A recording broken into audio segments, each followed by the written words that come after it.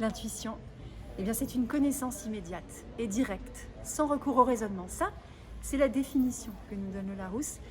Mais tout simplement, on pourrait dire que c'est un ressenti. C'est ce qui se passe notamment dans une décision. C'est ce qui se passe quand nous avons peut-être observé tout ce qui était mesurable dans notre logique et que nous faisons appel à autre chose, de plus large, de plus analogique et qui va se référer au ressenti, à quelque chose peut-être parfois même que l'on peut voir, l'intuition visionnaire par exemple, quand on a un temps d'avance. C'est l'intuition visionnaire du dirigeant qui aperçut une tendance, quelque chose, il y croit, il se lance, il fait confiance à son intuition visionnaire. Y a-t-il des choses que nous ressentons qui sont proches de l'intuition mais n'en sont pas du tout? Tout à fait, c'est même très très important. C'est une question de discernement. C'est très important d'observer les faux amis de l'intuition. Par exemple, dans un recrutement, on va faire appel à l'intuition relationnelle. Mais on pourrait tout à fait dire, mais cette personne, je ne la sens pas. En réalité, est-ce qu'on est sûr de faire face à une intuition? Pas vraiment, il faut préciser la question. Qu'est-ce que ça te fait? Si en face on nous répond un argument, alors nous sommes dans un préjugé.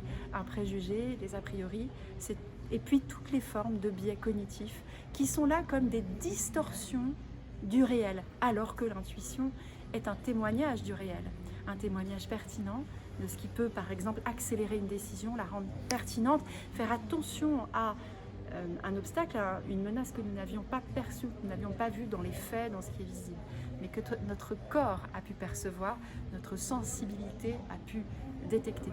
Il s'agit vraiment de puiser dans l'expérience et de capter les signaux faibles. C'est à la fois l'expérience et la qualité de présence.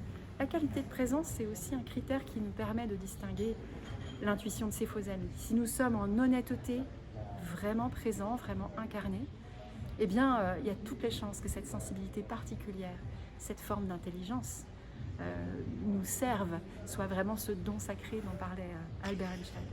Est-ce que l'intuition est toujours vraie? Est-ce que la vérité existe? En tout cas, ce que j'observe chez les intuitifs, c'est très souvent quand ils se laissent vraiment imprégner, quand ils ont métabolisé leur intuition, c'est vrai pour eux. C'est-à-dire c'est vrai pour soi, c'est notre vérité. C'est quelque chose, effectivement, ça pourrait être intéressant d'aller débattre en philosophie, d'aller creuser, explorer cet aspect-là. Est-ce que c'est vrai?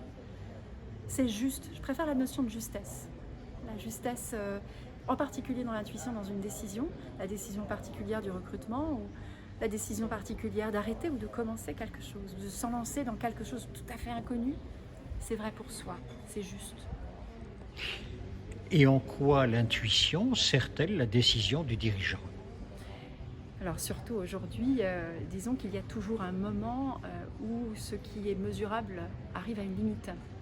Et cette limite, elle arrive de plus en plus tôt et même de manière assez flottante dans un monde VUCA, comme on le dit, donc volatile, incertain, complexe et ambigu. Pour le dirigeant, c'est d'aller plus vite qu'avant et de façon plus juste. Aller plus vite alors qu'on a moins d'éléments.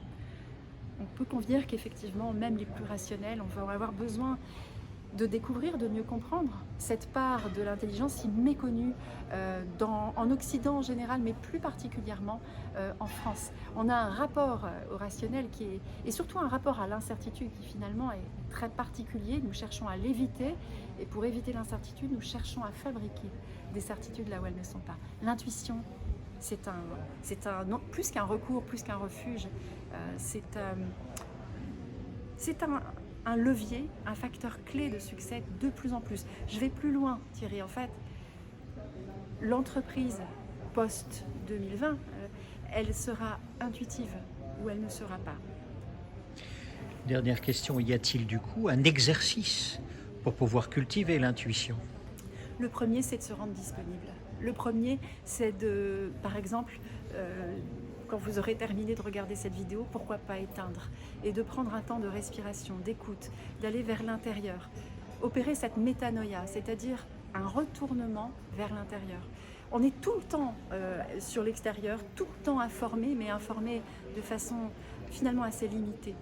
L'intuition, même dans sa dimension, dans son étymologie, c'est le regard que nous portons depuis l'intérieur. C'est regarder vers l'intérieur, comme si l'intérieur savait ce qui se passerait, donc aurait une pertinence sur une sorte de synthèse sur tout ce qui se passe autour de nous, sur le contexte, sur les personnes qui nous entourent, les tendances.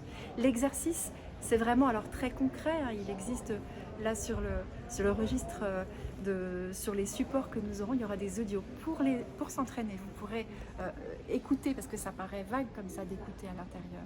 Donc avec un exercice de 5 minutes et puis de 10 minutes, d'apprendre qu'est-ce que c'est vraiment de détecter les signaux du corps. C'est très concret, vous le verrez en essayant, en testant, tout simplement.